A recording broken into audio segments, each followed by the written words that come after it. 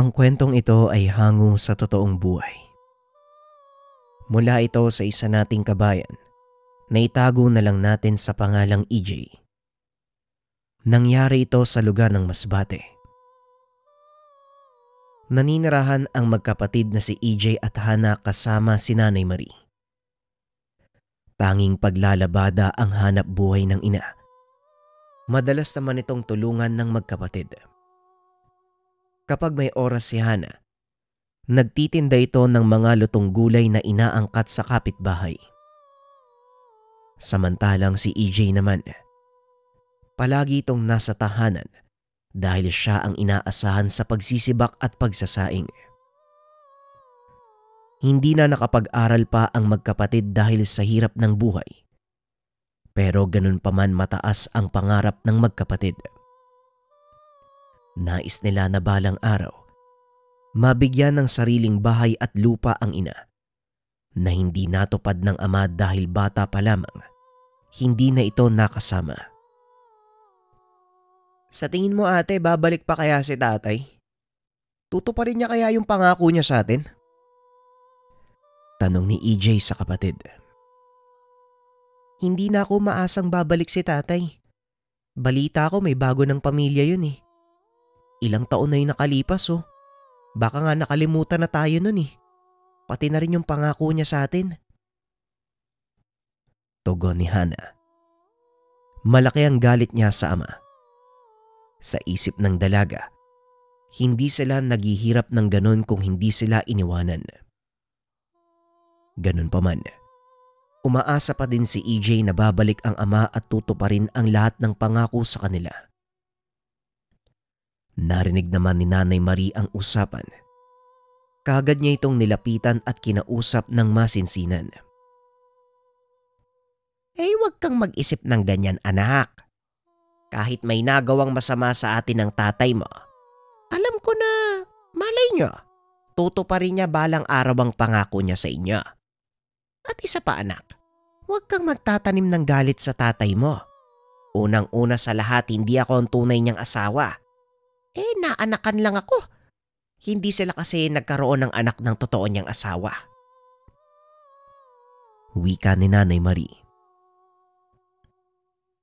Yun na nga nay. Ikaw na nga yung nagrabyado pero pinatawad mo pa rin si tatay. Di ba niloko ka niya? Kahit kaming mga anak niyo eh. Ang alam niyo po hindi siya kasal. At ikaw ang mahal niya pero yung totoo pala, kasal na siya sa ibang babae. Bago ko pa niya makilala. Ginamit kanyang panakip butas eh.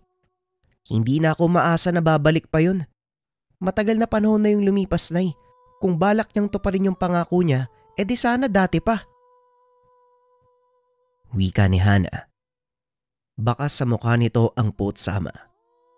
Natahimik na lang si EJ maging si Nanay Marie. Hanggang sa lumipas ang ilang araw, buwan at taon. Unti-unting nanghina si Nanay Marie at kalaunan ay nagkasakit. Kaya naman mas lalong nahirapan ang magkapatid at halos wala nang makain. Humantong pa sa sitwasyon na kinakailangang dalin si Nanay Marie sa pagamutan. Sobrang hina na nito. Tila lalong lumalala ang sakit. Ate, lumapit na lang tayo kay tatay. Alam naman natin kung saan siya nakatira, di ba? Para naman kay nanay yung gagawin natin kahit ngayon lang. Isang tabi mo muna yung galit mo kay tatay. Isipin mo na lang yung kapakanan ni nanay. Wala tayong pera. Hindi natin mapapagamot si nanay. Wika ni EJ. Wala nang nagawa pa si Hana, kundi kainin ang galit at lumapit sa tahanan ng ama. Ganun pa man, huli na ang lahat. Dahil ng araw na yon ay namatay ang kanilang nanay. Sa kagustuhan ng ama na makabawi sa magkapatid, kinuha sila at kinupkop. Patay na rin ang kanyang asawa at may sarili ng pamilya ang mga anak. Nung una ay naiilang pa si Hana sa ama. Hindi pa rin niya matanggap na nawala ang ina at lahat ng yon ay sinisisi niya sa tatay. Ginawa naman lahat ng ama ang makakaya upang mabalik ang tiwala ng mga anak. Pero sa hindi inaasahang pangyayari, bigla nitong namatay. Inatake sa puso. Doon lang napagtanto ni Hana na mali ang ginawa. Sana ibinigay niya ang kapatawaran sa tatay bago ito sumakabilang buhay. Lahat ng kayamanan at ari-arian na meron ang ama ay pinamana sa dalawang magkapatid. Ngunit laking gulat nila nang biglang may nagpakilala na isang binata. Si David. Sinasabing anak siya sa labas ng ama. Hindi na nakasali pa sa pamana ang legal na anak. May kaya naman ng napangasawa at ayaw na ng gulo. Nung una hindi pa naniniwala ang magkapatid na may anak sa labas ang ama. Ngunit meron itong dalang mga patunay na magsasabing magkapatid nga sila. Hindi naman nagalit si Hana. Wala naman itong pakialam sa mga iniwan sa kanila ng ama. Halos lahat ay binigay nila kay David. Pero sadyang sakimang binata, may kakaiba itong ugali na hindi kaagad nakita ng magkapatid. Ang akala ng dalawa mabait na bata si David at masunurin. Kaya naman kinupkup nila kahit malayo ang kalooban. Pinilit ni Hana at EJ na mahalin ito. O David, mag-aral kang mabuti para hindi ka magaya sa amin ni Kuya EJ mo na hindi nakapagtapos ng pag-aaral dahil sa kahirapan ng buhay. May pera naman na iniwan si tatay para sa atin . Tapusin mo ang pag-aaral mo para kahit papano may isa sa ating magkakapatid ang nakatapos. Wika ni Hana. Oo naman ate. Gagawin ko lahat para makapagtapos ng pag-aaral. At isa pa, hindi ko bibiguin si tatay. Anak man niya ako sa labas pero sisiguraduhin ko na ako magpapatuloy ng mga naiwan niyang negosyo. Tugon ni David. Tama yan, mataas ang pangarap mo sa buhay. Huwag mo kaming gagayahin ni ate, hanggang dito lang kami. Pero may pangarap din naman kami, kaso nga lang, hindi natupad kasi walang pera noon . Nga pala, kailan mo ipapakilala sa amin yung mga nag-alaga sa'yo? Tanong ni EJ. Bigla naman nagbago ang aura ng binata. Napansin nilang nangyayari ito sa tuwing itatanong kung sino ang nagpalaki sa kanya.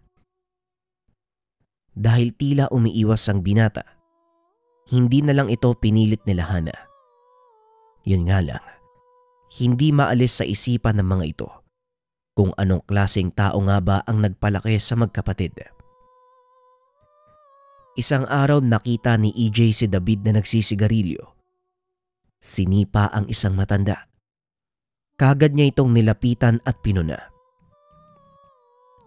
Bitawan mo nga ako. Anong akala mo?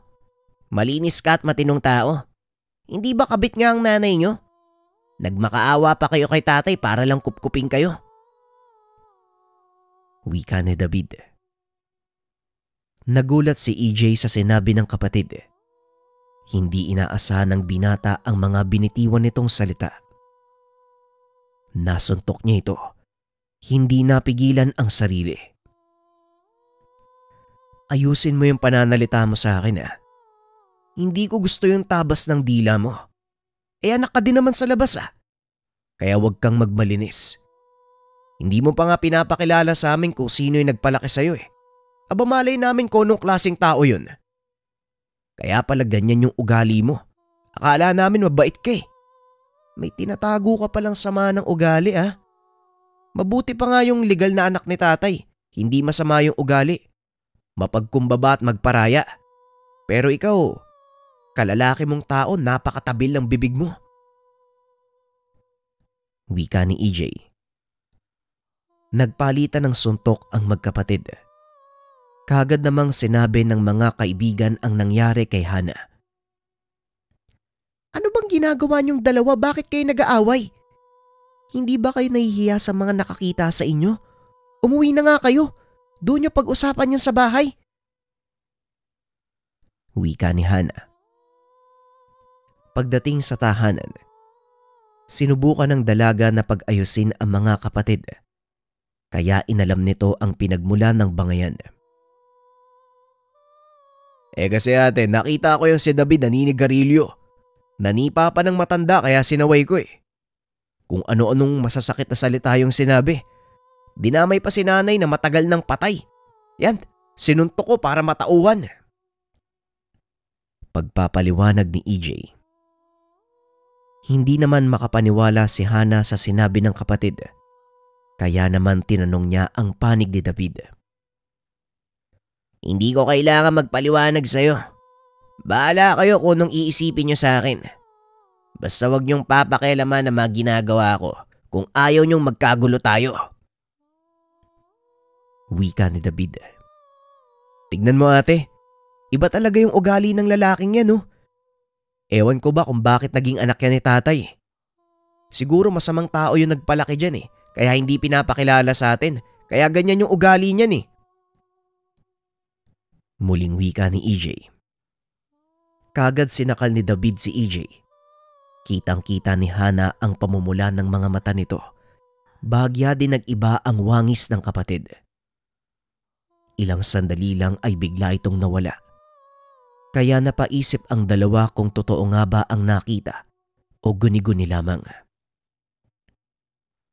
Sa susunod na pakialaman mo ang ginagawa ko, sisiguraduhin kong buburahin kita sa mundo para wala na akong problema. Banta ni David. Dito lang niya binitawan si EJ na naghahabol na ng hininga. Hindi makapaniwala ang magkapatid sa ginawa nito.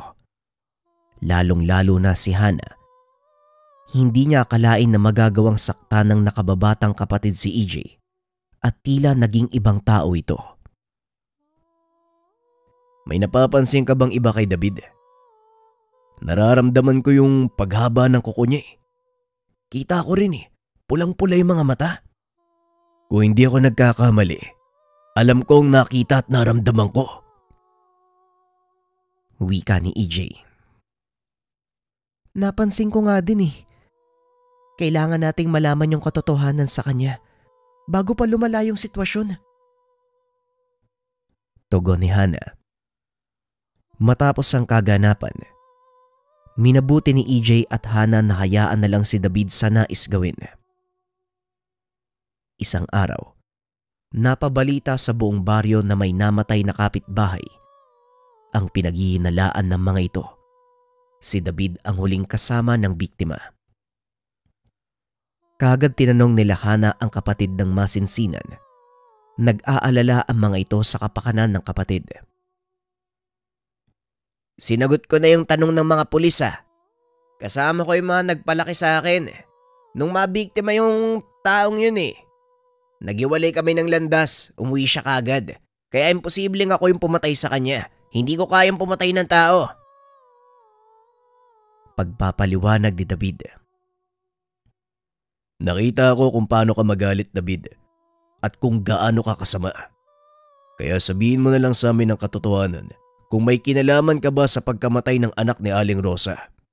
Para matulungan ka namin.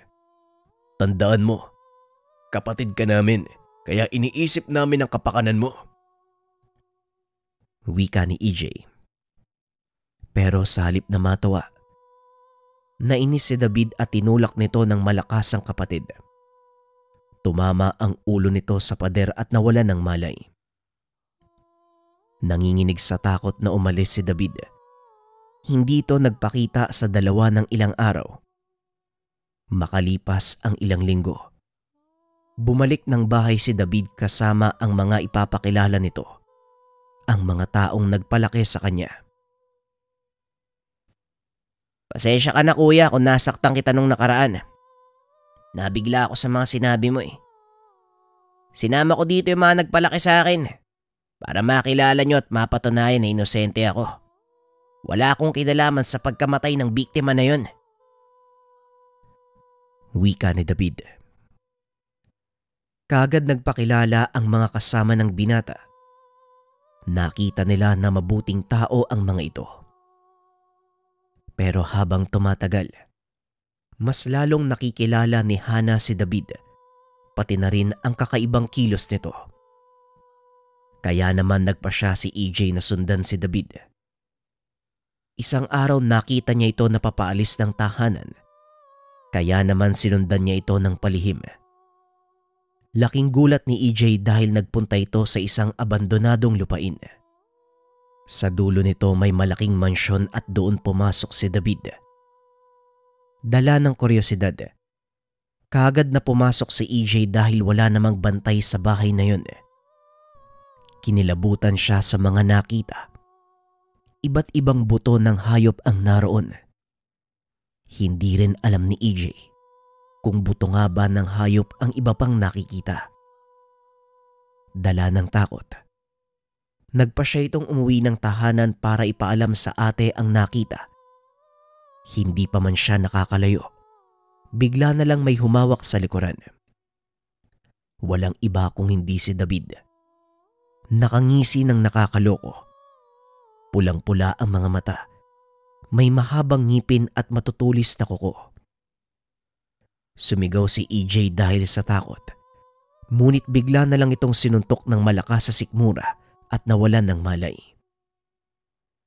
Nung araw na yon ay hindi na nakauwi pa ang binata sa tahanan. Kaya naman nag-alala ng lubusan si Hana. Pero dahil maingat si David, umuuwi pa rin ito ng tahanan.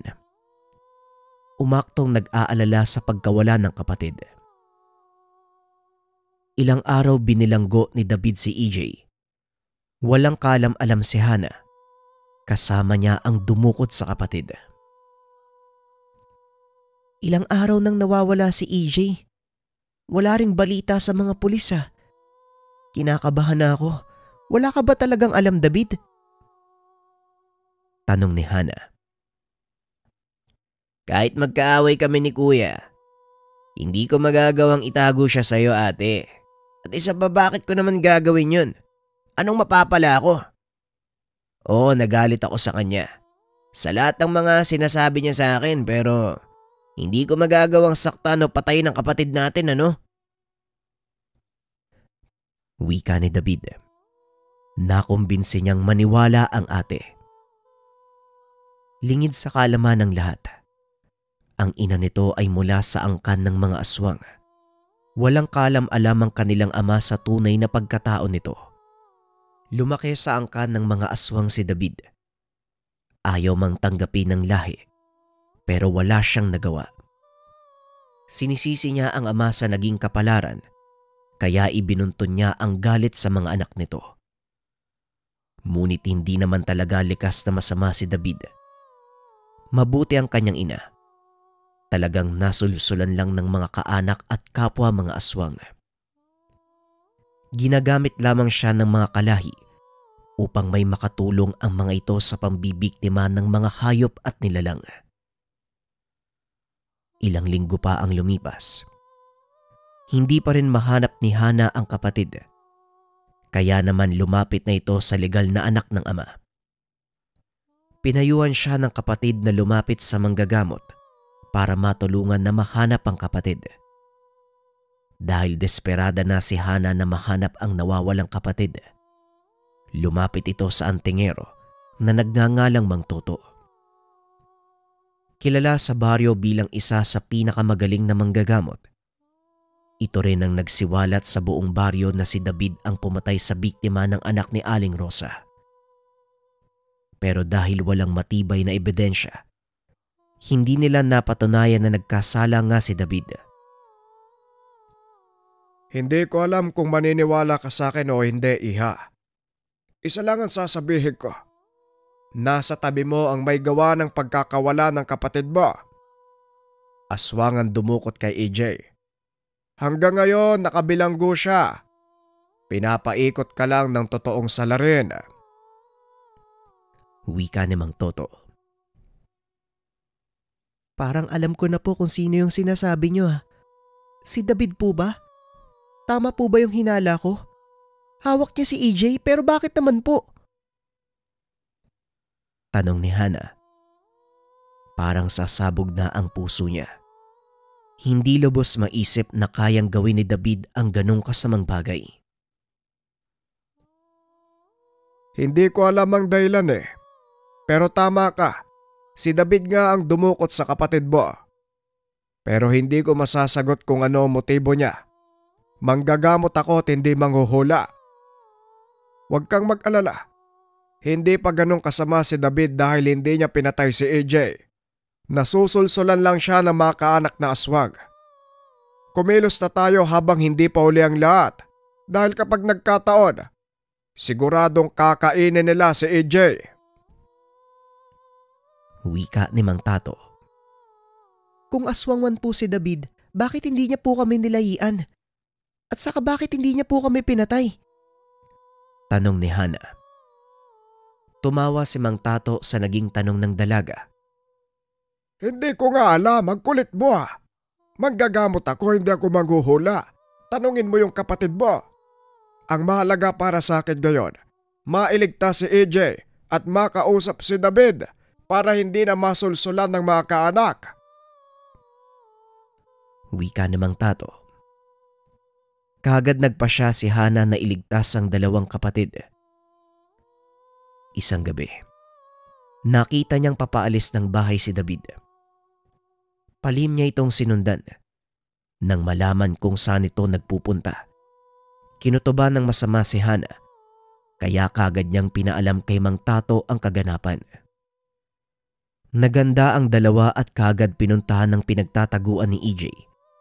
Madali namang napasok ng dalawa ang loob.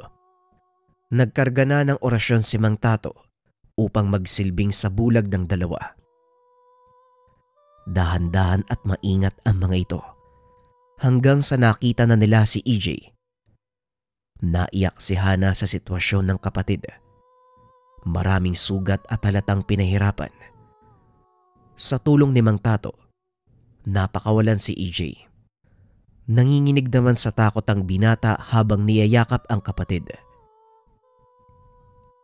Akala ko hindi mo na ako hahanapin, ate. Akala ko mamamatay na ako dito eh. Hindi ko alam kung sino magliligtas sa akin. Halos araw-araw, gabi-gabi nagdadasal ako eh. Pinaglalaroan ako ng mga kamag-anak ni David, ate. Akala ko anumang oras kakainin na ako eh. Wika ni EJ habang patuloy sa pag-iyak. Mamaya na kayo mag-usap. Kailangan na nating makaalis dito bago kumagat ang dilim. Panigurado darating na mga kalahi ni David. Wika ni Mang Tato. Pero bago pa man makakilos, dumating si David kasama ang isang lalaki. Naturingan kang mas matanda sa akin, pero para kang bata akong umasta. Wika ni David. Nagulat ito sa mga sinabi ni EJ. Alam mo sa sarili mo na wala akong ginawang masama sa'yo. Pagbali-balik ta rin mo man ang mundo, magkadugo pa rin tayo. Narinig ko ang hinanain mo ng mga nakaraang araw. Alam kong nasaktan ka. Alam kong galit ka kay tatay, kaya ibinuntong mo sa amin ang galit mo sa kanya. Alam kong hindi mo gusto kung ano ang lahi mo. Pero kahit ganyan ka, tanggap ka namin, David. Hindi ka namin itatakwil. Wika ni EJ. Natigilan si David sa mga sinabi nito. Ramdam niya ang pagmamahal ng kapatid.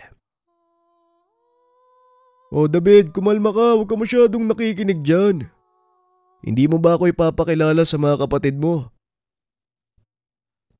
Wika ng kasama ni David. Eto pala si Kuya Densyo. Siya yung nakasama ko simula nang naulila ko. Namatay yung nanay ko dahil sa sakit eh. Kasalanan ni tatay. Naulila ako na maaga at pinabayaan. Tapos malalaman ko bigla kayong dadating. Kaya wala akong ibang gustong gawin kundi makabawi kay tatay. At kayo ang pinakamabisang paraan. Wika ni David. Wala na tayong magagawa doon, David. Nakabatay ka sa nakaraan. Magiganti ka man sa mga kapatid mo. Wala ring saysay. Tandaan mo, wala din silang alam tungkol sa'yo. Kagaya mo ay nagdusa din sila. Pero tinanggap ka nila bilang kapatid at inalagaan. Wika ni Mang Tato. Hoy tanda, huwag kang makisali sa usapan ha. Hayaan mo sila. Wika ni Densyo. At ikaw naman, huwag ka din makisali sa usapan. Wika ni Hana. Dito na nagalit si Densyo. Sinakal niya si Hana. Kaagad namang kumilo si David. Itinulak nito si Densyo. Galit na bumaling sa kapatid. Teka, wala yan sa usapan natin ah. Si Ate Hana hindi mo pwedeng galawin. Hindi ako galit sa kanya eh. Wika ni David. Nag-iba ang ihip ng hangin. Ang naglaban ay si David at Densyo. Hindi naman hinayaan ni Hana na mapahamak ang kapatid. Kahit walang kaalaman sa pakikipaglaban, sinubukan niya itong tulungan. Kumilos na rin si Mang Tato upang tulungan ang mga ito. Kaso nga lang kahit ilan silang magtulong-tulong, nahirapan silang pabagsakin si Densyo. Kaya naman wala nang pagpipilian si David kung hindi ialay ang buhay. Niyakap niya ng maigpit si Densyo. Ibinao ng aswang ang kuko sa puso nito. Dito naman kumilos si Mang Toto upang tuluyang pugutan ng ulo si Densyo. Kaagad namatay ang isang aswang. Habang si David naman, unti-unting nangihina, unti-unting nawawalan ng malay. Ang huling nasabi nito sa mga kapatid ay ang salitang patawad. Matapos ng kaganapan, hindi na sila nanatili ng matagal sa lugar. Sinunog ni Mang Tato ang buong paligid dahil siguradong darating pa ang ibang mga kaanak ni Densyo. Binura ni Mang Tato ang lahat ng kanilang bakas upang hindi na mabalikan. Masalimuot ang naging karanasan ng magkapatid. Mula sa karanasan ng pag-iwan ng ama, namatayan ng ina, namatay ang tatay, at nagkaroon ng karumal-dumal na karanasan sa kapatid. Ngunit isang bagay lang ang tumatak sa kanila. Anumang desisyon na gawin natin sa buhay, kailangan natin itong pangatawanan. Dahil ang lahat ng problema ay nagsimula nang dahil lamang sa pagkakamali ng kanilang tatay. Maraming salamat sa pakikinig ng ating kwento mga kabayan. Ang susunod nating kwento ay tungkol sa mga amomongo. Kung sakaling napakinggan nyo na yung kwento, pwedeng i-skip. Ito'y na-upload ko na dati, ninarate ko lang uli at nilagyan ng ibang atake.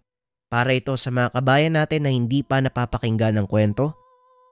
Kaya wag na nating patagalin pa, simulan na natin ang storya.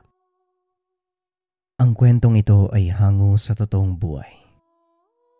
Mula ito sa isa nating kabayan na itago na lang natin sa pangalang Simon. Walang eksaktong taon. Probinsya ng Iloilo. Nang mga panong ito, 15 taong gulang pa lamang itong si Simon. Nag-aaral ng sekundarya at bilang pangtusto sa sarili, sumama ito sa kanyang tiyuhin upang mangisda. Hindi na nakapaghanap buhay ang ama dahil na rin sa natamong pinsala sa baga, dulot ng paninisid ng lamang dagat gamit ang kompresor. Kaya naman napilitan si Simon na kumayod upang makapagtapos ng pag-aaral. Nakatayo malapit sa dalampasigan ang bahay ng binata. Kahit anong oras nitong gustuhin, nagagawa niyang manguha ng mga lamang dagat para ibenta. Hindi rin madalas nakakasama ang binata sa chewin dahil minsan ay lumalakad ito ng solo lalo na kapag walang isdang nahuli. Sa ganitong pagkakataon, madaling araw pa lang ay gising na ang binata upang mangilaw ng lamang dagat sa hibasan. Kadalasang nauhuli nito ay pusit, maliliit na pugita o hindi kaya naman mga kabibe at susong dagat. Ibinibenta nito ang mga nauhuli sa palengke na siya namang ipinagbibili ng gamot ng ama at baon sa paaralan. Masaya si Simon sa kanyang ginagawa at dahil sa gawaing ito nagbago ang buhay ng binata. Isang hapon, habang naghahanda ng mga lambat na dadalhin, nakita nito ang mga kalalakiyang may pasang-pasang malalaking pagi at dahil tapos na din ang trabaho, sinundan nito ang mga kalalakian. Tinimbang ang malaking pagi. Umabot ito ng mahigit 120 kilo. Napakahaba ng buntot nito. Nakagad namang pinutol ng nakabili. Dinampot ito ng isang matanda at nilagay sa sako. Nagtaka ang binata kung ano ang gagawin ng matanda sa buntot. Kaya kagad niya itong nilapitan para kausapin. "Manong, ano pong gagawin niyo dyan sa buntot ng pagi? Hindi niyo naman na makakain yan ah." Tumawa ng malakas ang matanda at nagsalita.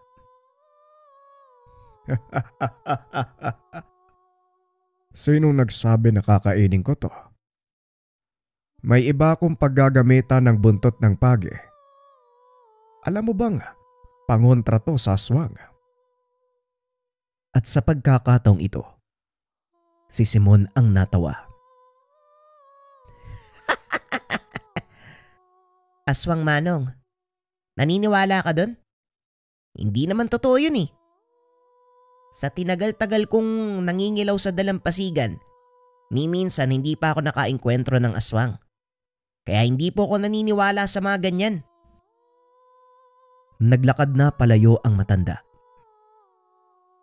Bahala ka kung hindi ka maniniwala. Pero wag mo sana kung sisihin kung isang araw ay bigla ka na lang makasalubong ng aswang sa dalampasigan. Hindi naman pinansin ni Simon ang sinabi ng matanda. Kagad siyang bumalik sa bangka. Inantay ang chewin. Ilang sandali pa ay dumating na ito bitbit ang ilan pang gamit pang isda. Kasama ng mga ito ang napakaraming kawil na karaniwang pinanguhuli ng pagi. "O Simon, pakitulungan nga akong magkarga ng mga kawil sa bangka. Maganda daw panghuli ng pagi kaya dinala ko to. Baka sakaling malaki ang kitain natin." Hindi naman nagreklamo si Simon kahit alam niyang dagdag trabaho ito para sa kanya. Pagkarating sa laot, kagad ng inarya ng dalawa ang lambat. Kasunod nito ay ang mga kawil na pinainan ng maliliit na alimasag. Mahigit 500 kawil ang ibinabad nila sa tubig. Dahil sa sobrang pagod, nakatulog ang binata.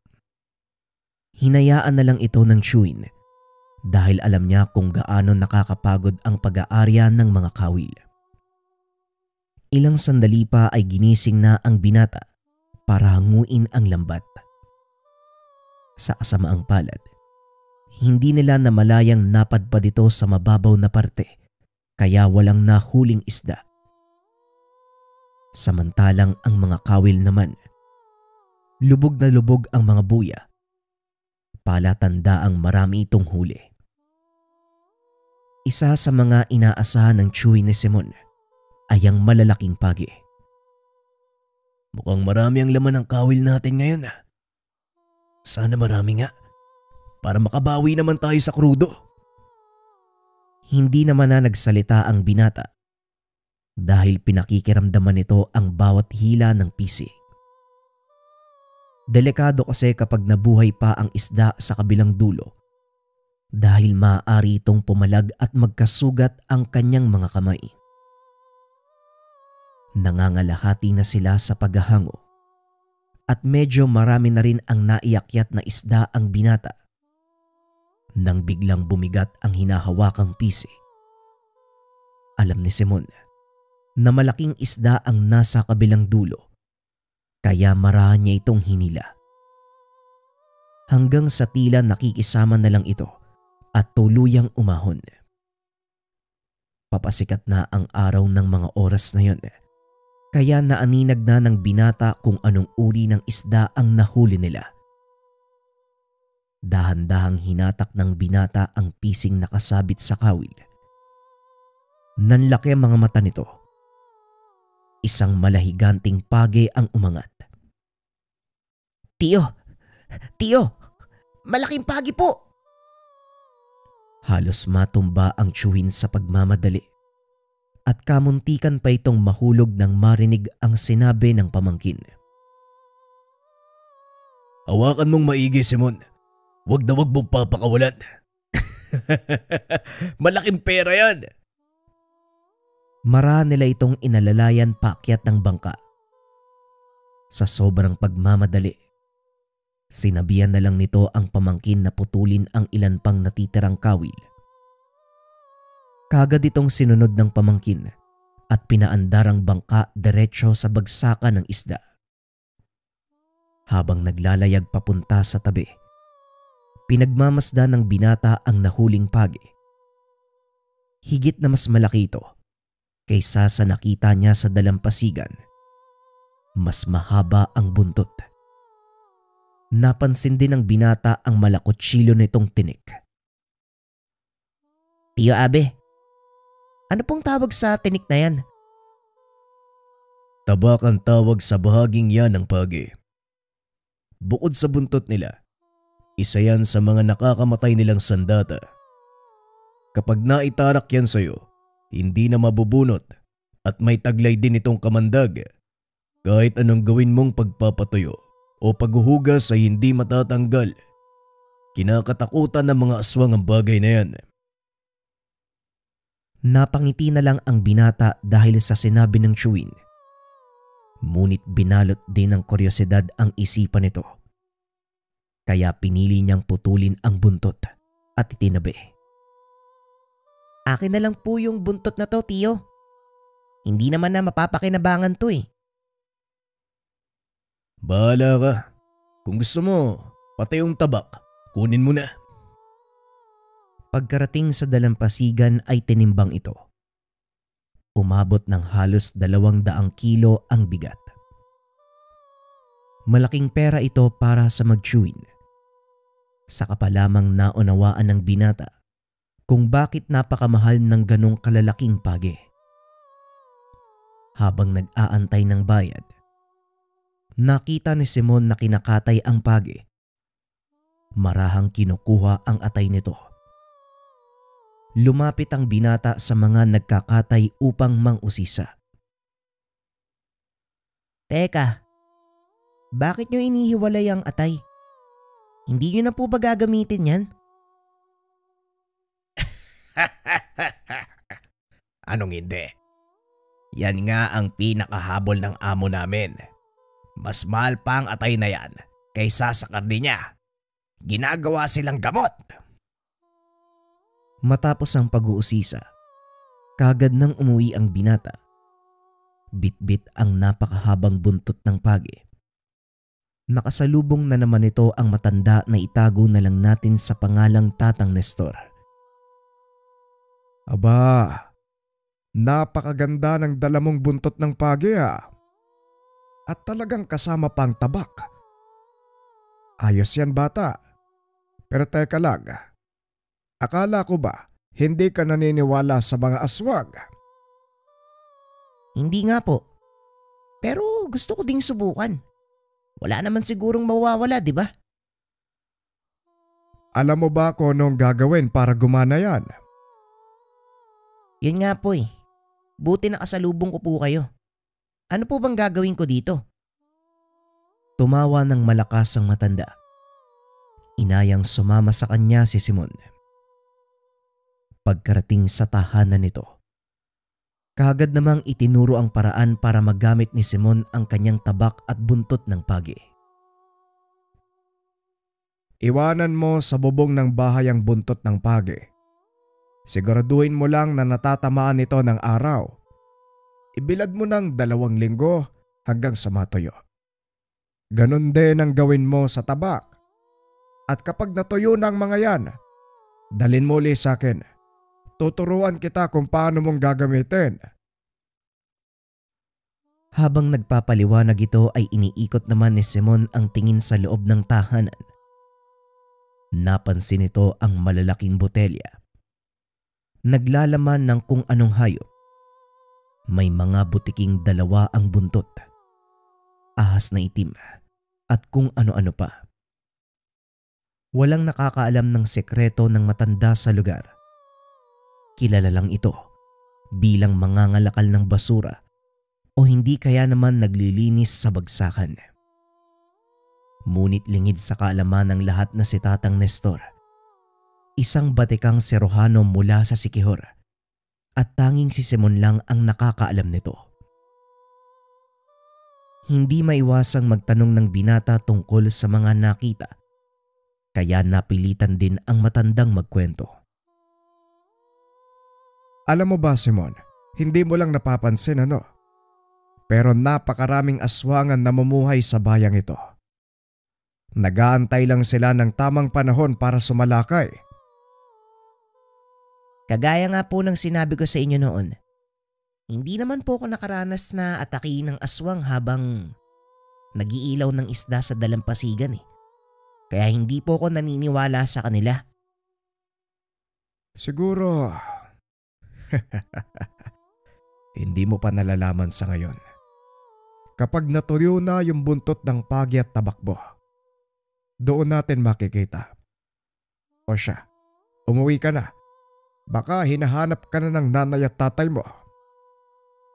Matapos ang 2 linggo ay natuyo na nga ang buntot ng pagi at tabak na hawak ni Simon. Matapos mangisda ay dumiretso na ito sa tahanan ng matanda. Tila alam nitong pupunta ang binata dahil nakahanda na ang mga gagamitin sa pag-aayos ng buntot ng pagi ni Simon. Amin na yung buntot ng pagi mo at gagawin nating sandata ang isang yan. Pati na rin yung tabak. Kagad namang ibinigay ni Simon ang mga ito. Naupo sa harapan si Tatang Nestor habang pinapanood ang matanda. Una ay nilinis nito ang malaking bahagi ng buntot pagi. Gamit ang kutsilyo, tinanggal ang mga natuyong laman dahil maaari itong mangamoy kapag hindi inalis. Kasunod ay tinalian ito ng balat ng baka at ginamitan ng pandikit. Mula sa dagta ng kung anong kahoy at nang ibigay ito kay Simon. Laking tuwa ng binata dahil isa na itong latigo. Tandaan mo, huwag mong iahataw sa aso o sa tao ang bagay na yan. Dahil ang tamaan ng buntot pagi, nangangayayat hanggang sa tuluyang mamatay. Habang ginagawa naman ang tabak ng pagi, na halos 1 kalahating talampakan ng haba, ito ang pinakamahabang tabak ng pagi na nakita ng matanda. Pagkatapos itong gawin, mahigpit niyang ipinagbilin na tanging sa aswang lang gagamitin ang tabak. Dahil sa oras na gamitin ito sa tao ay maaari itong makapatay. Hindi biro ang lasong taglay ng tabak na yan. Sa oras na ibaon mo sa katawan ng tao, hindi mo na mabubunot ang patalim na yan dahil sa malagari nitong talas. Matapos ay umuwi na din si Simon. Dahil madaling araw pa itong gigising upang mangilaw ng isda. Kinagabihan, nautusan ito ng ina na bumili ng sibuyas sa tindahan. Medyo malayo ito sa kanilang tahanan at ang daan ay napapaligiran ng puno ng nyug. Pasipol-sipol pa si Simon habang naglalakad nang bigla itong nakarinig ng malalakas na kaluskos mula sa mga tuyong dahon ng nyug. Napahinto ang binata at nagmasid sa paligid pero nawala ang mga ingay hanggang sa muli itong makarinig ng tunog ng mga naglilimlim na manok. Dito na kinabahan ng binata dahil wala ng kabahayan sa paligid kaya imposibleng may manok sa lugar. Marahan itong naglakad habang pinapakiramdaman ng paligid nang biglang may kung anong tumalon mula sa itaas ng puno ng nyug. Nanayo ang balahibo ng binata. Dali-dali itong tumakbo pabalik ng tahanan. Naalala nitong naisuksok niya ang buntot ng pagi sa bubong ng kusina. Kagad niya itong kinuha. Muling lumabas. Hanggang sa isang anino ang nakita niyang dumaan. Masyadong mabilis ang kilos ng nilalang, kaya hindi niya gaanong naaninag ang anyo. Sumandalang binata sa dingding ng bahay habang inaantay ang muling paglabas ng nilalang. Ngunit laking gulat nito dahil nanay niya ang nakita. "Nay? Pumasok po kayo sa bahay. Meron pong aswang." Bigla namang natawa ang ina sa sinabi ng binata. Ngunit nang makarinig ito ng kaluskos sa puno ng pandan, kagad itong tumakbo papasok ng bahay. Biglang napatingala si Simon. Nakita ang hawakan ng punyal na gawa sa tabak ng pagi. Iniwan niya ito dahil hindi pa nagagawa ng sisidlan. Delikado ito kung sakaling matusok siya ng talim. Dali-dali itong binunot ng binata mula sa bubong. Habang naglalakad papunta sa pandan, bigla itong nakarinig ng angil na tila nagmumula sa dalawang aso. Sinundan ito ng mahinang kaluskos na tila unti-unting papalapit sa kanyang kinaroroonan. Hanggang sa lumabas ang nilalang sa pinagtataguan. Akmang dadambahin si Simon, bigla niya itong hinataw ng hawak na latigo at itinarak sa braso ang hawak na tabak. Napasigaw ang nilalang. Sa sobrang lakas, nabulahaw ang ilan sa kanilang mga kapitbahay. Naglabasan ang mga ito at may dalang sulo at sagwan sa pag-aakalang may gulong nangyayari sa lugar. Isa sa mga lumabas ay ang tiyuhin ng binatang si Abe. "Anong nangyari dito, Simon? Bakit may hawak ang latigo? At ano yung ingay na yun? Ikaw ba ang may gawa nun?" "Hindi po, tiyo. May kung anong nilalang po yung sumalakay sa akin eh. Nagawa ko po siyang saksakin ng tabak at mahataw po yung buntot ng pagi. Kaya malamang hindi pa po nakakalayo yun." Kaso nga lang pinagtawanan siya ng mga tao dahil hindi naniniwala ang karamihan doon sa aswang. "Sinasabi mo bang may sumalakay sa'yo na aswang?" "Simon naman, alam mong walang ganun sa lugar natin, di ba? Huwag kang ang gumagawa ng kwento." "Hindi ko po kayo pipilitin kung ayaw niyong maniwala. Basta ako, yun ang nakita ko. Nagawa ko siyang saksakin." Muling tumawa ang mga tao. May isa sa mga ito ang nagsabi na atungal ng baboy ang narinig nila. Kaya maaaring isa ito sa mga alagang baboy ng kanilang kapitbahay na naligaw. Napailing na lang si Simon dahil kahit anong gawin niya, hinding-hindi maniniwala ang mga tao. Papasok na sana ito sa loob ng tahanan nang bigla namang magsalita si Tatang Nestor. "Totoo ang sinasabi ng binata. May gumagalang aswang sa lugar na ito. Ngayon kung ayaw niyong maniwala, nasa inyo ang desisyon. Basta, binigyan na kayo ng babala." Kagad namang nagsipag-alisan ang mga tao. Naiwan si Tio Abe at Simon kasama ang matanda. "Ano ba talaga ang nakita mo, Simon? Alam mo bang tingin sa'yo ng mga tao dito? Nababaliw ka na." "Hayaan mo sila kung ano yung tingin nila sa akin. Wala po akong pakialam kung ayaw nilang maniwala. Basta ako, alam ko kung ano yung nakita ko." "Totoo ang sinasabi ng pamangkin mo, Abe. Alam kong walang maniniwala sa inyo. Ngunit sana, Huwag kayong manisi ng iba kung sakaling salakayin kayo ng nilalang. Binalaan kayo ni Simon.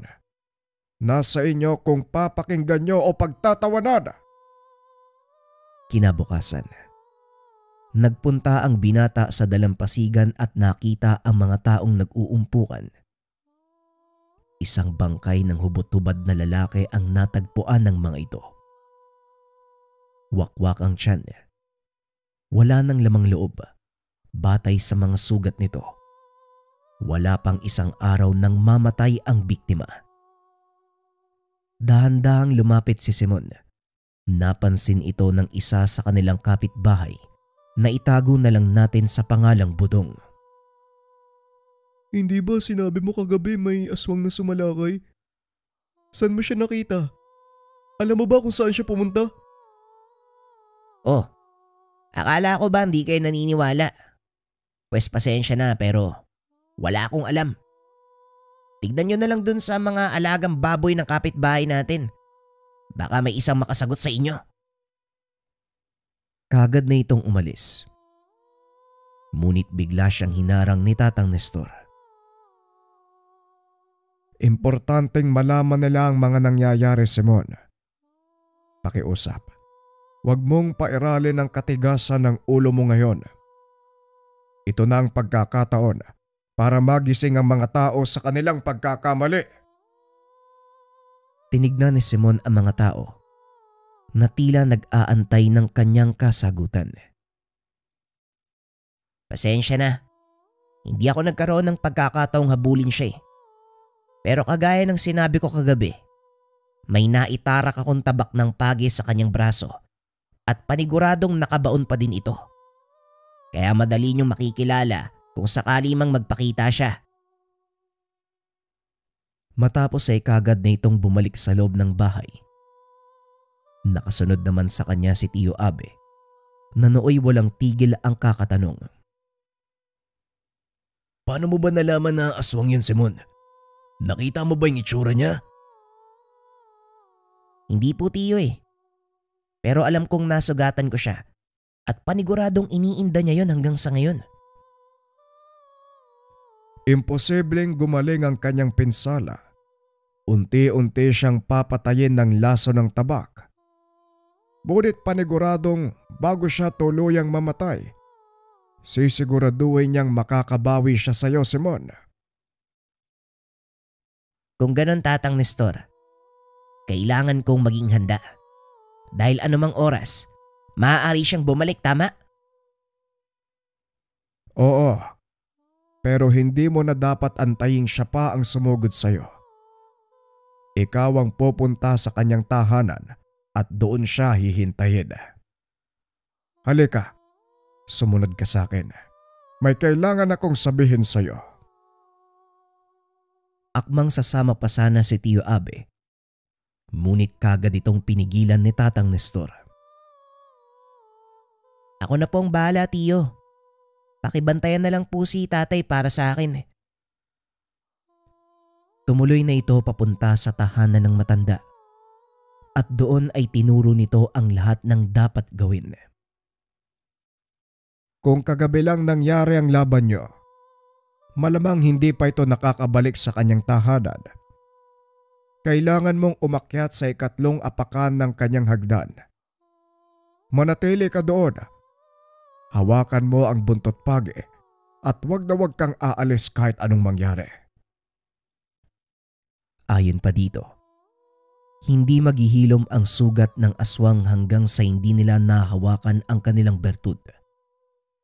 Kailangang mahanap ito ni Simon at ilagay sa bulsa niya. Ano po bang itsura ng bertud nila, Tatang? Kadalasan itim na bato. O hindi kaya pares ng kabibe na may mga nakaukit na kataga. Wag na wag mong babasahin ang mga yon dahil sa oras na gawin mo, paniguradong malalaman niyang nasa loob ka ng tahanan at magmamadali itong umuwi. Ibig sabihin po, mag-isa lang akong sasalakay? Habang nag-aayos ng mga gamit na dadalhin, Kabilang dito ang ilan pang peraso ng mga tabak ng pagi. Siyempre hindi. Pero dahil ikaw ang nakasugat sa kanya, ikaw lang din ang may kakayahang patayin siya. Nasa paligid lang ako kung sakaling hindi umubra ang plano. Alam niyo po ba kung saan yung bahay ng aswang? Oo. Matagal ko nang minamatyaga ng taong yun eh. Saka ko na lamang nakumperba nang sinabi mong itinarak mo ang tabak sa braso niya. Gayon, pupunta na tayo doon kaya maganda ka na. Matapos maisaayos ang lahat ng dadalhin, kagad nang lumakad ang dalawa. Tanghaling tapat ng mga sandaling iyon. Alam ni Tatang Nestor na magandang pagkakataon ito upang puntahan sa tahanan ang aswang. Ilang sandali pa ay narating nila ang tahanan sa gitna ng mga nyug. Ito na po ba yan? Ito na po ba yung bahay ng sinasabi mong aswang? Oo, ito na nga. Gayon gawin mo na ang sinasabi ko. Mag-iingat ka. Pagpasok mo ng tahanan, kailangan iwan mo ang tsinelas mo na nakaharap sa labas. Una mong hanapin ang bertud na pagmamay-ari niya. Siguraduhin mong hindi niya ito makukuha. Ano daw? Iiwan ko yung tsinelas ko sa labas. Aswang po yun eh. Madumi yung bahay nun. Madudumihan po yung pako. Etong binatang to, pilosopo. Hampasin kita ng tungkod eh. Ang pag-iiwan ng tsinelas na nakaharap sa labas ng tahanan, isa itong pangontra sa mga aswang. Bilisan mo na nga, lumakad ka na. Bagaman kabado, itinuloy ni Simon ang kanilang plano. Pagkaakyat nito sa tahanan, hinanap ng binata ang sinasabing bertud ng aswang. Kagaya nga ng sinabi ni Tatang Nestor, natagpuan ng binata ang bertud sa silangang bahagi ng tahanan. Nang makuha ito, kaagad niyang isinilid sa bulsa at naupo sa ikatlong baitang ng hagdan. Napansin ito, bumubulong ang matanda ng orasyon habang nagpapahid ng kung ano sa katawan. Nanlaki ang mga mata ni Simon nang bigla itong maglaho, ngunit naririnig niya itong magsalita. Huwag kang aalis. Nandito lang ako. Naupo ang binata habang hawak ang latigo. Nakasugbit sa tagiliran nito ang mahigit 10 tabak ng pagi.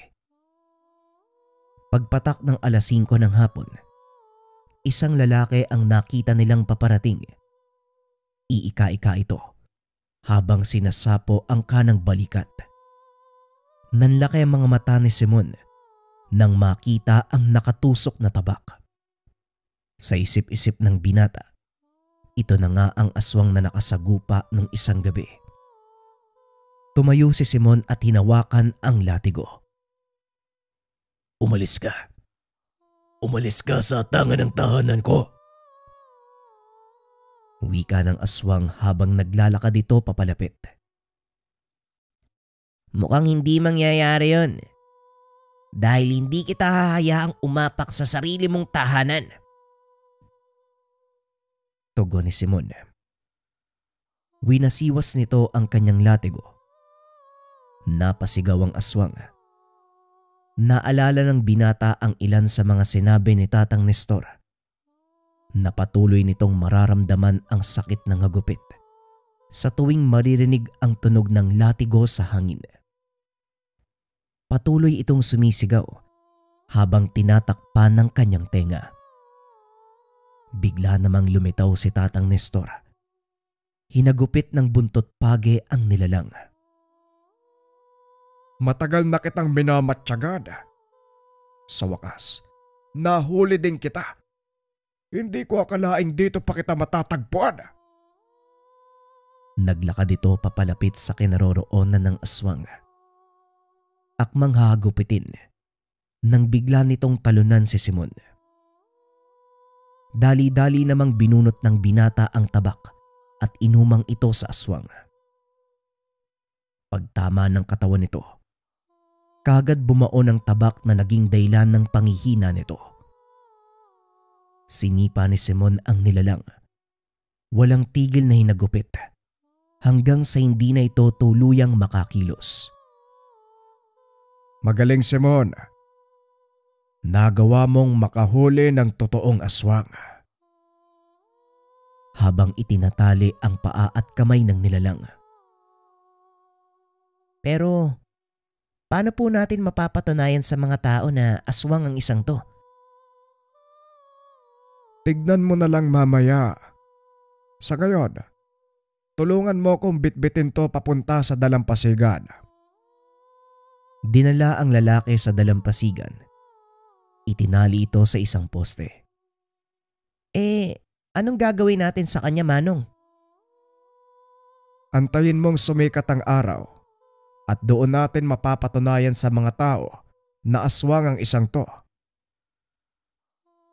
Paano naman po? Nasaan yung tao siya? Baka naman tayo ang managot nito sa mga otoridad. Huwag kang mag-alala. Dahil hindi makakabalik ang katawan ng aswang sa totoo nitong anyo hanggat hindi niya nahahawakan ng bertud. Habang inaayos ang taling nakagapos sa katawan ng nahuling aswang. Ilang sandali pa ay nagdatingan na ang mga tao. Nagulat ang mga ito nang makita ang lalaking iginapos nila Simon. Magantay lang po kayo. Papatunayan namin ni Tatang Nestor na aswang ang taong to. Makalipas ang ilang minuto ay unti-unti nang sumikat ang araw. At dito nasaksihan ng lahat kung papaanong dahan-dahang natunaw ang katawan ng lalaki at naging abo. Siguro naman naniniwala na kayo sa sinabi ko. Hindi nag-iisa ang aswang na ito. May kasama siyang alam kong nasa paligid lang, nakikisalamuha sa atin. Kaya manatili kayong mapagmatsyag sa lahat ng oras, lalo na sa mga buntis at mga kabataan. Dahil maaaring ang kasama ng aswang na yon, higit na mas malakas at mas gutom. Matapos ay umalis na ito. Dali-dali namang sumunod si Simon. Hindi pa man nakakalayo ang mga ito. Biglang napahinto sa paglalakad ang matanda. Laking gulat niya nang makitang kumukulo ang langis na nasa bewang ni Tatang Nestor. Tatang, ano po yung nangyayari? Bakit po kumukulo yung langis na nasa bewang mo? Ibig sabihin, nandito ang kasamahan ng aswang na napatay natin. Maging alerto ka. Maaari niya tayong salakayin anumang oras. Biglang kinabahan si Simon dahil hindi niya inakalang malaking gulo pala ang pinasok niya. Naloko na. Paano ngayon to, Tatang? Delikado na palang buhay natin ngayon. Simula nang mapatay mo ang aswang na yon, nasa panganib na ang buhay mo. At saka, ngayon ka pa ba aatras kung kailan nasa kalagitnaan ka ng labanan? Ngunit ang ikinakatakot ng binata, wala itong sapat na kaalaman kung papaanong lalabanan ang mga aswang. Pero Manong, alam mo naman, di ba? Wala akong tamang kaalaman kung paano labanan ng mga yon. Ordinaryong tao lang po ko. Hindi po ko kagaya nyo, isang sirohano. Ay naku, batang to, ang daming sinasabi. Simple lang ang solusyon dyan. Simple. Itong matandang to nakakainis din eh. Paano nga po? Tinitigan nito ng matanda at muling nagsalita. Maging sirohano ka. Hina ng utak mo. Ang buong akala ni Simon ay nagbibiro ito. Kinagabihan habang nagpapahinga. Naupo ang binata sa atangan ng tahanan. Iniisip nitong maigi ang nangyari.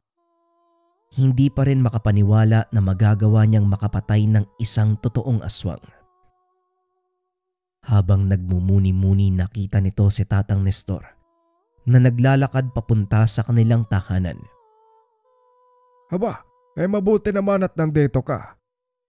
Akala ko nang ilaw ka na ng isda eh. Samahan mo ko. May gagawin tayo. Sumilip si Simon sa loob ng tahanan. Nakitang tulog na ang mga kapatid at magulang. Kaagad itong tumayo at sumunod sa matanda. Bitbit ng binata ang kanyang tabak. Sa mga hindi nakakaalam, tabak ang tawag sa tinik na nakausli sa gawing buntot ng pagi. Kilala ito sa tawag na binsol. Ito ang pinakadelikadong sandata ng pagi at sa oras na matamaan ka nito, paniguradong mamimilipit ka sa sakit. Kadalasang nauuwi sa kamatayan. Habang naglalakad, laking pagtataka ng binata dahil hindi naman papunta sa tahanan ng matanda ang daang tinatahak. Manong, sandali lang. Hindi ba tayo pupunta sa inyo? Parang ang layo naman ata ng daang to. Papunta to sa bayan eh. Oo, Simon. Papunta na tayo sa bayan. Gusto ko magpasama sa'yo dahil may hahanapin akong tao. Pasensya ka na kung ginabi tayo. Ayos lang po pero gaya nga po ng sabi nyo, bakit gabi natin pupuntahan yung tao? Pwede namang umaga. O bakit hindi kaya bukas? Mainit no? Ayaw mong maarawan? Ay naku talaga itong batang to. Kailangan pa pinapaliwanag lahat eh. Ngayon lang ang tanging pagkakataon natin para kausapin siya. Dahil minsan sa loob ng 10 taon lang dumadaan sa bayang ito ang sinasabi kong tao. At para sa kaalaman mo, isa siyang ermitanyo. Kaya mag-iingat ka sa mga sasabihin mo sa kanya. Ilang minutong nakalipas, narating na nila ang walang katao-taong bayan. Naglakad ang dalawa papunta sa plaza. Doon nila nakita ang isang matandang lalaking nakaupo. Kung titignan, pangkaraniwang matanda lang ito. Ngunit nang nakipag-usap na si Tatang Nestor, napansin ng binatang kakaibang lingwahe ang ginagamit ng dalawa. Hindi nakisali sa usapan si Simon dahil bukod sa hindi nito maintindihan ang mga salita, wala din siyang alam sa kung ano ang tinatalakay ng dalawa. Sa kalagitnaan ng pag-uusap, may inabot kay Tatang Nestor ang matanda. Matapos ay tumayo, naglakad na papalayo. Laking gulat ni Simon dahil bigla itong nawala. Tatang! Tatang! Saan po nagpunta yung matanda? Bakit biglang nawala? Mamaya ko na sasagutin ang mga katanungan mo. Sa ngayon, magmadali na muna tayong makabalik. Saka pa lamang binuksan ni Tatang Nestor ang ibinigay sa kanya. Puro halamang ugat ito. May mga itim na tangkay na noon pa lamang nakita ni Simon. Tang, para saan po yung mga yan? Mga sangkap sa paggawa ng lanang kagaya nito. Gagawa ko ng isa pa eh. Dahil kakailanganin mo ang ganitong uri ng gamit para malaman kung paparating na ang mga kalaban. Para mapabilis ang paggawa, nag-alok ng tulong si Simon. Ngunit hindi pumayag ang matanda dahil baka magkamali ito sa paglagay ng sangkap. Hindi basta-basta ang paggawa ng ganitong uri ng lana. Kailangan ng sapat na kaalaman para ilagay ang tamang sangkap sa loob ng bote. Dahil kung hindi, maaari itong sumabog. At dahil wala siyang magawa, umuwi na lamang siya ng tahanan. Kaso nga lang pinigilan din siya dahil baka salakayin siya ng aswang habang nasa daan. Wala nang nagawa si Simon kung hindi ang matulog sa kinauupuan. Pagkagising nito kinabukasan, nakalapag na sa mesa ang isang bote ng lana. Kinuha ito ni Simon at lumabas ng tahanan. Nakita nitong nagsasalansan ng mga nakalakal na plastik ang matanda. "Magandang umaga po, Tatang. Parang hindi po yata kayo natulog ah." Nakatulog na ba na? Kaunti galag. Ayan, gawa na ang lana para sa'yo. Magagawa mo nang malaman kung may papalapit na aswang. Nga pala, may bibigay ako sa'yo. Sandali lang, antayin mo ko dito. Naglakad ang matanda papasok ng bahay. Nang lumabas ito, meron siyang dalang maliit na itim na libro. Ano po to, Tatang?" Isa yang libretang naglalaman ng mga dasal at kaalaman sa panggagamot. Basahin mo yan nang may matutunan ka sa pagiging serohano. Napangiti naman si Simon dahil tinotoo ng matanda ang sinabing tuturuan siya kung paano maging isang manggagamot. Pinag-aralan ng binata ang libretang ibinigay. Sa loob ng ilang araw, nagawa nitong makabisado ang mga dasal, lalo na ang pangsabulag at pangontratigalpo ng mga aswang. Sa tulong na din ng paggabay ni Tatang Simon, maging ang mga komplikadong aral, nagawa ding matutunan ng binata. Ngunit kabilin-bilinan ng matanda na wag itong ipapaalam kahit kanino dahil paniguradong dudumugin siya ng tao at mabubuko ang kanilang sekreto. Ayokong marami ang makaalam ng ginagawa natin, Simon. Maaaring ikapahamak natin ito. O hindi kaya naman ng mga mahal natin sa buhay. Ito ang kaisa-isang bili ng matanda at habang nagtatagal, lalong humuhusay si Simon pagdating sa kombate espiritual. Dahil ito lang ang tanging panglaban nila sa mga aswang kung sakaling makaharap ang mga ito. Ngunit habang nagpapalakas ang dalawa, walang kaalam-alam ang mga ito na nag-aantay lang ng tamang pagkakataon ng kalaban upang sumalakay. Isang gabi, habang naghahandang mangisda ang binata, biglang dumating si Tatang Nestor. Humahangos ito at daladala ang kanyang mga gamit. "Ano pong nangyari, Tatang? Bakit po kayo nagmamadali?" Mamaya ka na magtanong. Bilisan mo. Kunin mo na ang mga gamit. Kailangan na nating magmadali. Dali-dali namang bumalik ng bahay si Simon.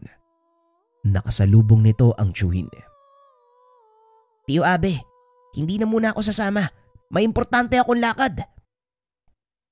Hindi na binigyan ng pagkakataong makasagot ang tiyuhin. Dali-daling kinuha ang mga gamit. Kaagad na ding bumalik sa kinaroroonan ni Tatang Nestor. "Handa na po ako, Tatang. Pero saan po ba tayo pupunta?" Nagsimula nang manalakay ang mga aswang. Kaya pala kumalma sila sa loob ng mahabang panahon. Dahil naghahanda sila sa maramihang pag-atake.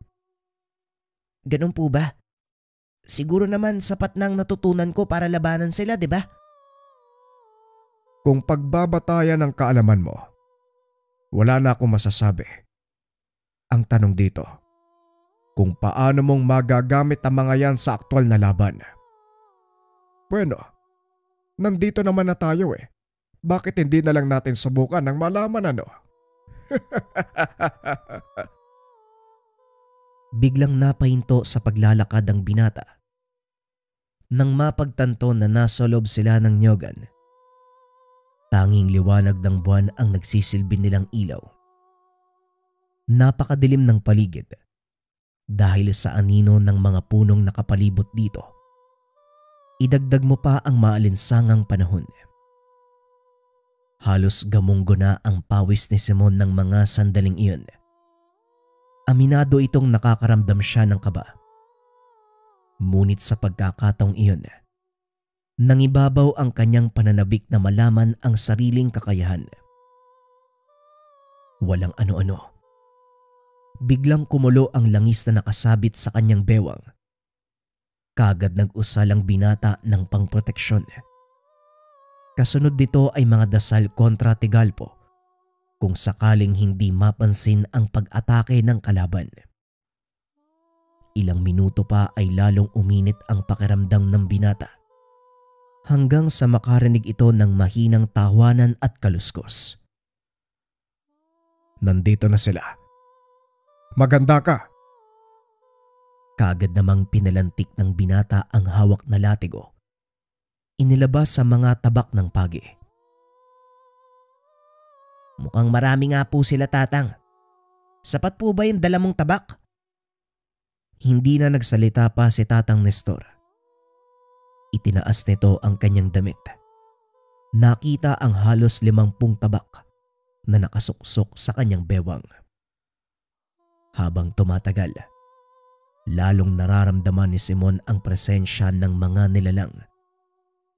Maging ang buhok nito sa batok ay nagtatayuan na din. Lalo pa nang marinig ang mga angil sa paligid. Biglang tumahimik ang kapaligiran. Walang sabi-sabi. Isang malaking aso ang sumugod papunta sa kanilang kinakatayuan. Mabilis na nakaiwas si Simon. Samantalang si Tatang Nestor naman, hinagupit ng hawak na latigo ang nilalang. Sinaksak ng tabak sa tiyan. Kaagad itong bumagsak at halos hindi na makatayo. Akmang susugurin pa sana ito ni Simon, ngunit pinigilan siya ng matanda. Hayaan mong unti-unti siyang mamatay sa kamandag ng tabak.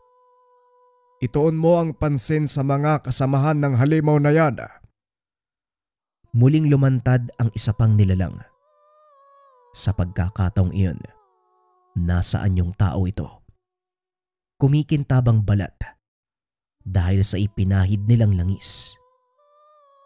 Umalingasaw na din sa paligid ang masangsang na amoy na dulot nito.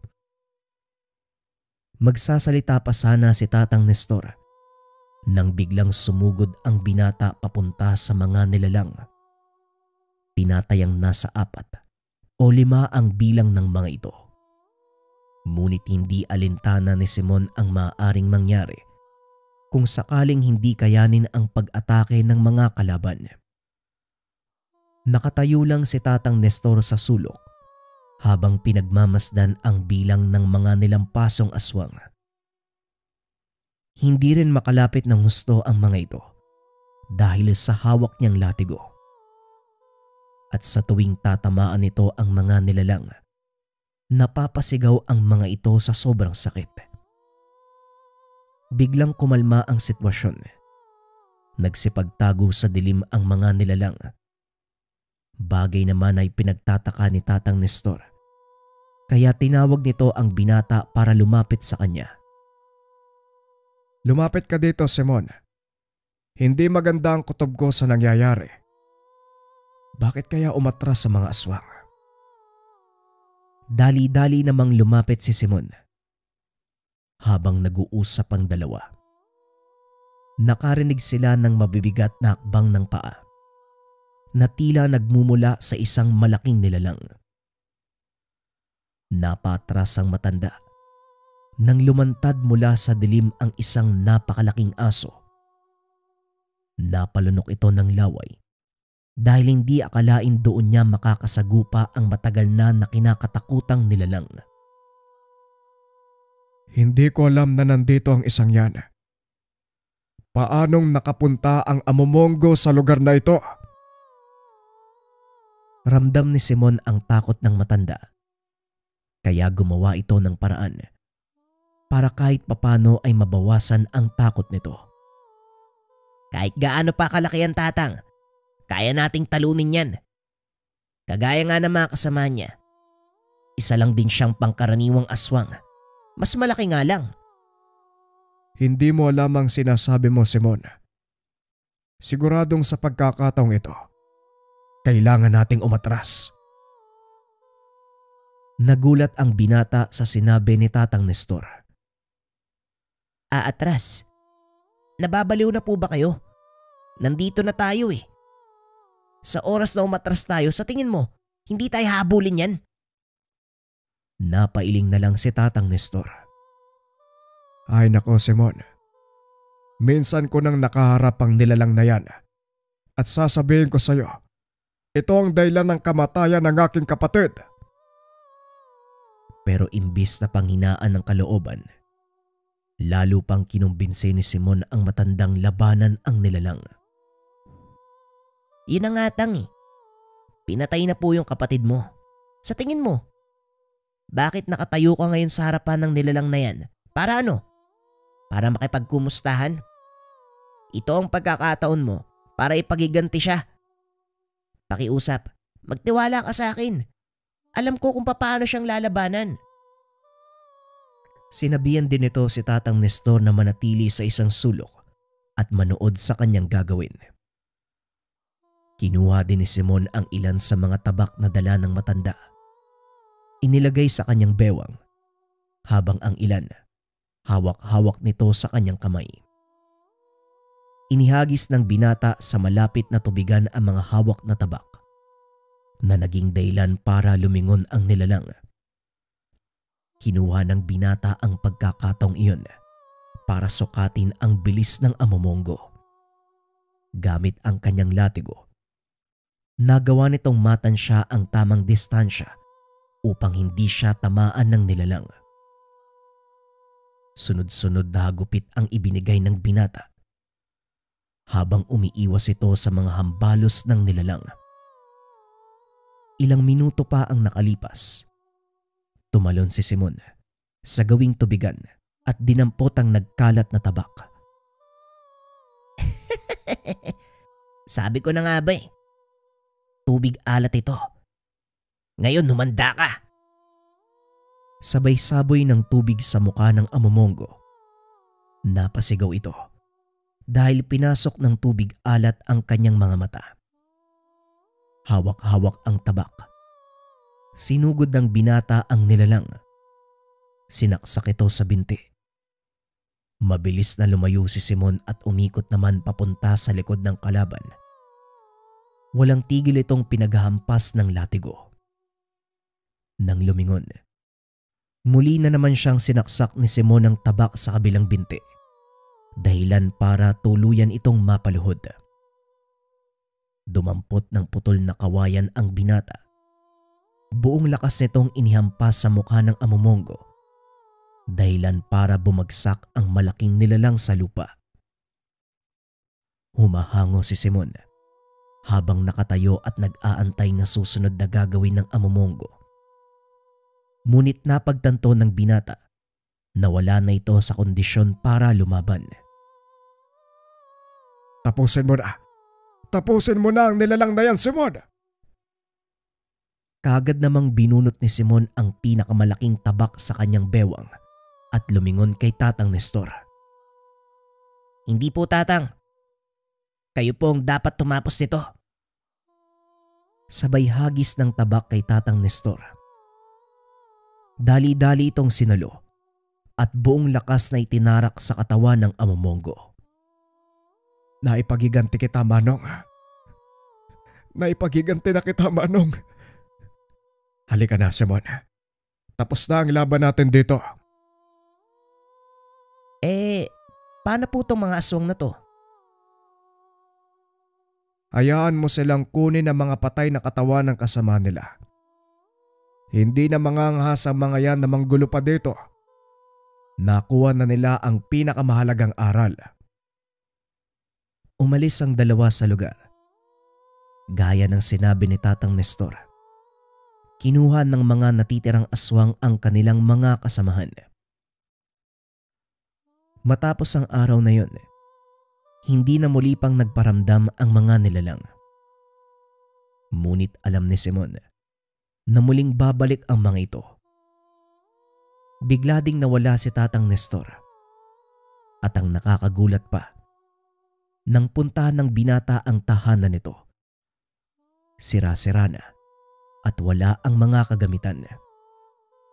Hindi na nagtaka pa ang binata dahil alam nito kung ano ang totoong layunin ng matanda.